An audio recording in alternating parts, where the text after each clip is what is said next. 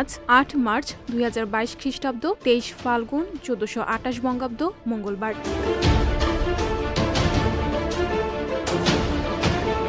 ১৯১১ সালের ৮ মার্চের এই দিনটিতে আন্তর্জাতিক নারী দিবস হিসেবে পালনের স্বীকৃতি পায়। সারা বিশ্বে নারীরা একটি প্রধান উপলক্ষ হিসেবে এই দিবসটি উদযাপন করে থাকেন।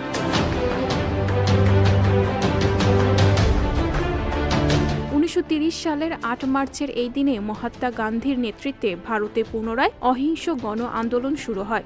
লক্ষ লক্ষ এই আন্দোলনের মাধ্যমে বিশ্বের সামনে ভারতের অহিংস আন্দোলনের উজ্জ্বল ভাবমূর্তি তুলে ধরেন।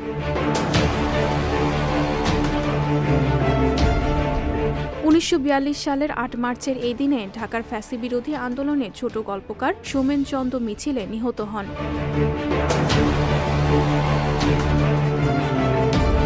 ১৯৫৪ সালের ৮ মার্চ পূর্ববঙ্গ পরিষদের নির্বাচন অনুষ্ঠিত হয়। নির্বাচনে ক্ষমতাসীন মুসলিম লীগকে পরাজিত করে যুক্তফ্রন্টের ঐতিহাসিক বিজয় ঘটে। ২৩৭টি মুসলিম আসনের মধ্যে যুক্তফ্রন্ট ২২৭টি এবং মুসলিম লীগ ৯টি আসন পায়।